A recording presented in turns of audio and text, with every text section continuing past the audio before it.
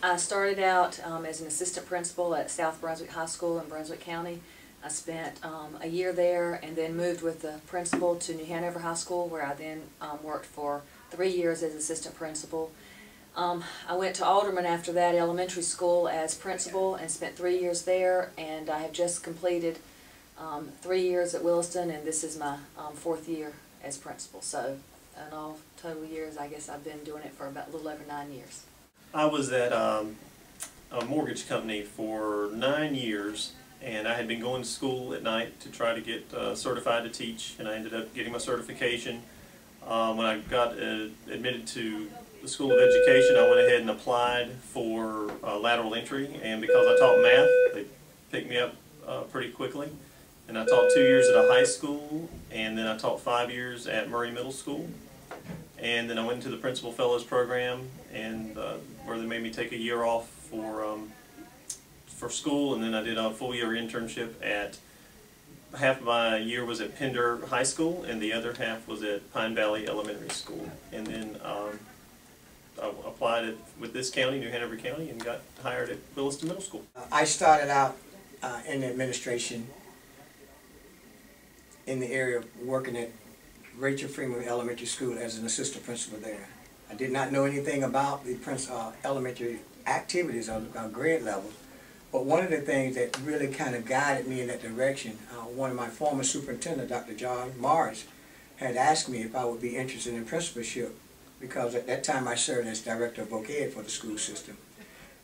With that challenge, I felt that I had done everything I could possibly do in that area, so he opened up another opportunity for me. So I went into administration at Rachel Freeman, served there for several years, and then of course when the administration at the school system level changed, Dr. Al Lurch asked me if I wanted to transfer over to Williston, and I did.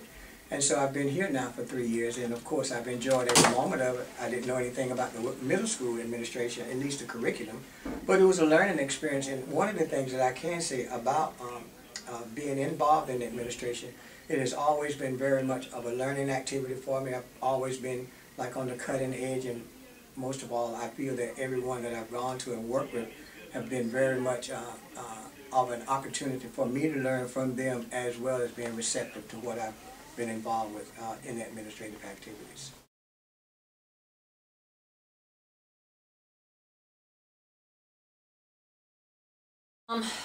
Parent involvement, having parents to understand what actually is taking place in the school, and that we're not out to get students, that when we call them we actually are trying to work with them and their child to make their child a better student and to become a productive citizen. Some of the biggest challenges are trying to get community involvement at the school. I think that's the biggest thing we have, and in terms of the academics and trying to get people to see, you know, what we're going for. And I think sometimes that comes from maybe not seeing what's the next level, not seeing the high school part. I think that's what we're trying to do, is get the community involved, and in the partnerships with the civic organizations and businesses has also been a you know, it's kind of, they want to be involved, but they don't really know what to do, and then it doesn't sustain.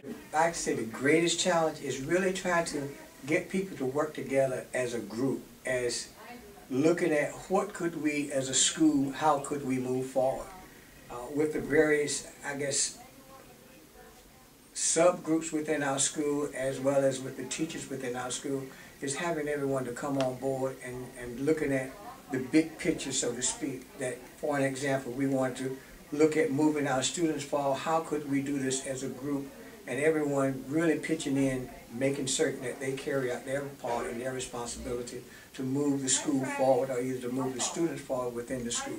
So I guess that's one of the biggest challenges, making certain that everyone come to the table, understand what it is that we're trying to do, and move forward and trying to reach those goals and objectives.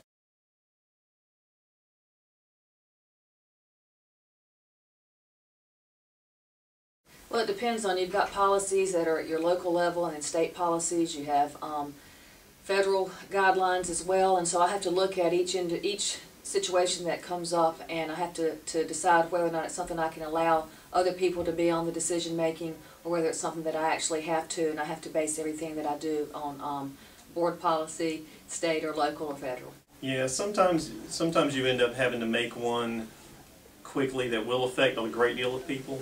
But usually, if it's going to affect a whole body like that, you want to empower the student, the personnel of the school to make that decision and be part of it. And you always want people to be part of it. You always want the decision to be the best thing that's possible.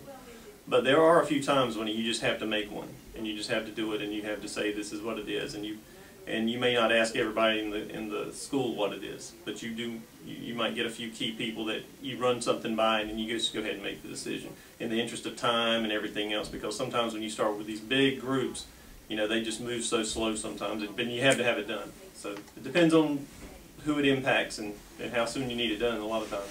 I think oftentimes it depends upon the situation. Sometimes, let's say for an example, if I should make the decision. Let's say if it's something that needed to be done spontaneously, and then of course I do not have the opportunity to go around and talk with everyone about that decision, then I feel that I'm the one who has to make that decision. But at the same time, once I've made that decision, I do not let it rest there. Let's say for an example, if it may be student concern or either student behavior issues, I may not get a chance to go around and talk with everyone as it relates to that particular situation relating to that student. I might need to have to make that decision. And then what I formally would do after that, I would go back and perhaps not second guess, but I would look at talking with everyone about that student who may have some impact as it relates to a particular student. Then I get a chance to have some input as it relates to making that decision. Again, if I have to go back to, I may not get a chance to get the entire group involved. But let's say if we wanted to have something as it relates to departmental issues, then that means require a small group or a subgroup. We might use, let's say, math for an example. I may not really have to make the decision about a particular direction that the math department might need to take, but I would get input from that department and all others who may have some input as it relates to the direction of that. For an example, we were looking at an activity for the school, then of course, like school improvement team. Then of course you're going to involve everyone because you got to have the buy-in from the entire staff in order to move forward with the school improvement team. For an example, we want to bring in partnerships with various organizations or agencies, or either looking at getting more volunteers involved in the school. Of course you want to have the entire school, group of teachers involved in that process, because if you don't, then it may not become as successful as you like to see. So those will be the areas how I have to differentiate my decision as it relates to my administrative activities.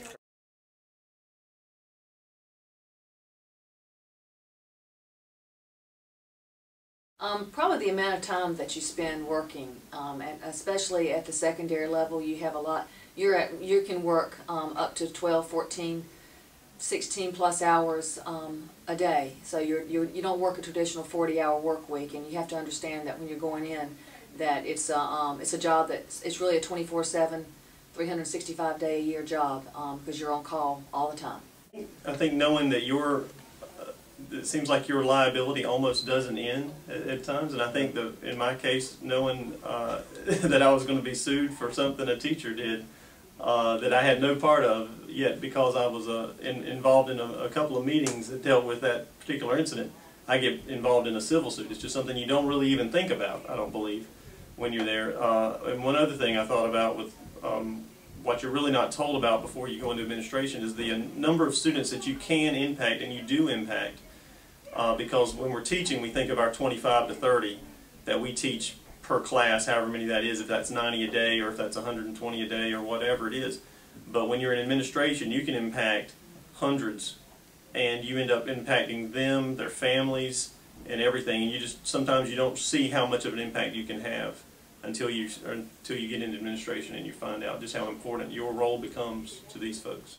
I guess one of the things that I felt that someone should have told me, at least I wished I had an upper hand on, looking at how data is the driving force as it relates to school activities and as it relates to information that one needs to be able to help make the decision moving the school forward.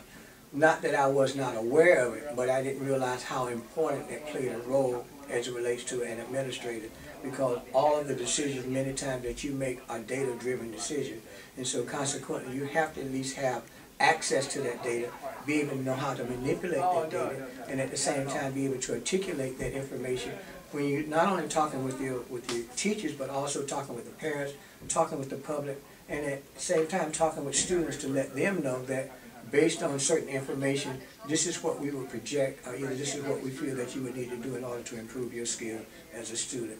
That would be one of the things that I felt that I perhaps should have had some more knowledge of as it relates to making decisions within the schools.